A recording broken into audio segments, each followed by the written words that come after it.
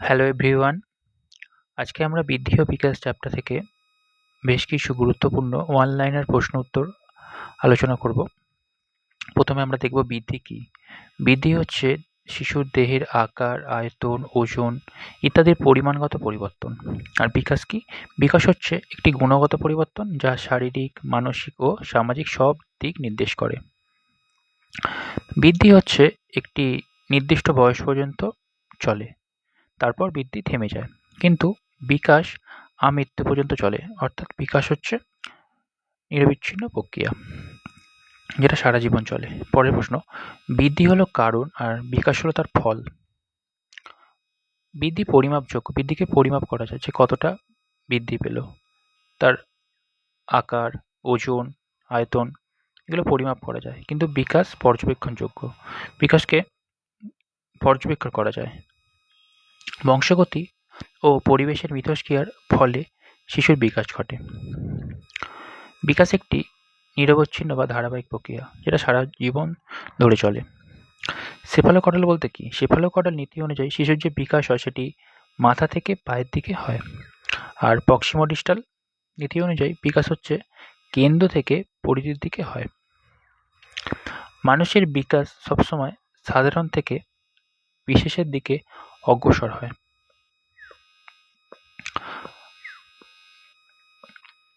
এখন আমরা দেখব বংশগতি হলো বিকাশের একটি স্থির উপাদান।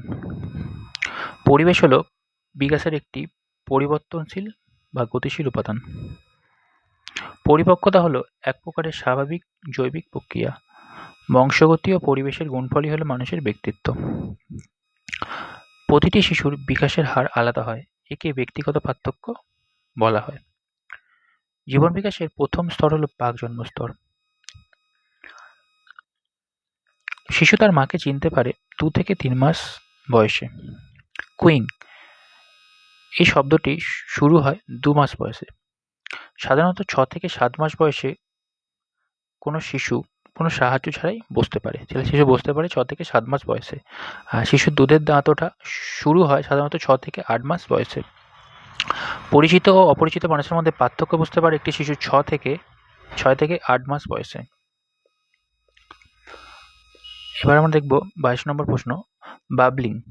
শিশু যে অর্থহীন বা আধো আধো শব্দ বলে সেটাকে বাবলিং বলা হয়। সেটি শুরু হয় 6 মাস বয়সে। শিশু নিজের নাম বুঝতে পারে বা ডাকলে সাড়া দেয় 6 থেকে 9 মাস বয়সে। শিশু সাধারণত 12 মাস বা 1 বছর বয়সে সে অর্থপূর্ণ শব্দ বলতে পারে।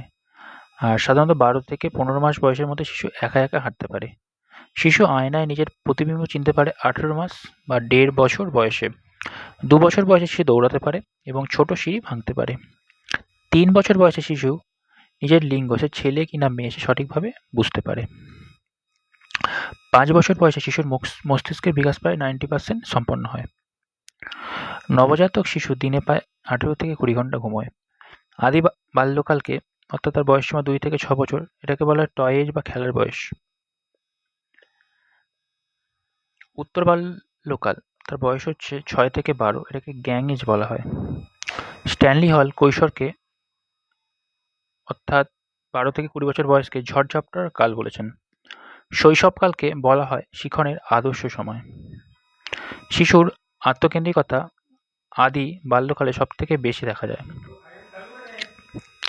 অনুকরণ হলো শৈশব ও বাল্যকালে শিখনের একটি প্রধান মাধ্যম। বয়ঃসন্ধিকালে শরীরের যৌন বৈশিষ্ট্যের বিকাশ ঘটে।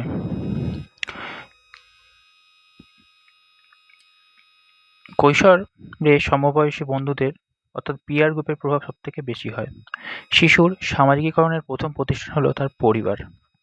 শিশুর প্রথম শিক্ষক হলেন তার মা। প্রক্ষোভ হলো এক উত্তেজিত অবস্থা, যেমন ভয়, রাগ, আনন্দ ইত্যাদি।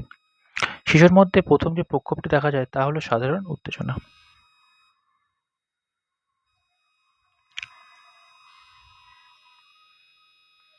শিশুর বৌদ্ধিক বা জ্ঞানমূলক বিকাশের 4টি স্তরের কথা বলেছেন যা পিয়াজে। পরের প্রশ্ন আমরা দেখব, নৈতিক বিকাশের তত্ত্ব দিয়েছেন লরেন্স কোহলবার্গ। সামাজিক সংস্কৃতি বিকাশে তত্ত্ব দিয়েছেন লেভ ভাইগস্কি।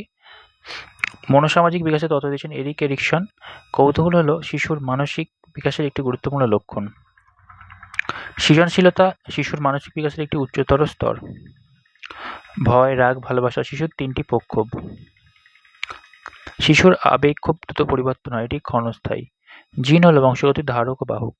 বড় পেশির কাজ যেমন হাঁটা, ছোট পেশির কাজ যেমন লেখা আগে বিকশিত হয়। প্রাক জন্মস্তরে শিশুর মস্তিষ্কের গঠন শুরু হয়। 2 বছর বয়সে শিশুর শব্দভাণ্ডার প্রায় হয় 250টি শব্দে পৌঁছায়। 5 বছর বয়সে শিশু ছোট ছোট ব্যাকরণসম্মত বাক্য বলতে পারে। শিশুর সঞ্চালনমূলক বিকাশ তার আত্মবিশ্বাস বাড়িয়ে তোলে। পুষ্টির অভাব শিশুর শারীরিক বৃদ্ধিতে সরাসরি বাধা সৃষ্টি করে। সক্রিয় খেলাধুলো শিশুর হাড় ও পেশির গঠনে সাহায্য করে। প্রাক-প্রাথমিক শিক্ষার মূল উদ্দেশ্য হলো শিশুর সামাজিক ও শারীরিক বিকাশ। লাস্ট প্রশ্ন, শিশুর সুষম বিকাশই হলো আধুনিক শিক্ষার প্রধান লক্ষ্য।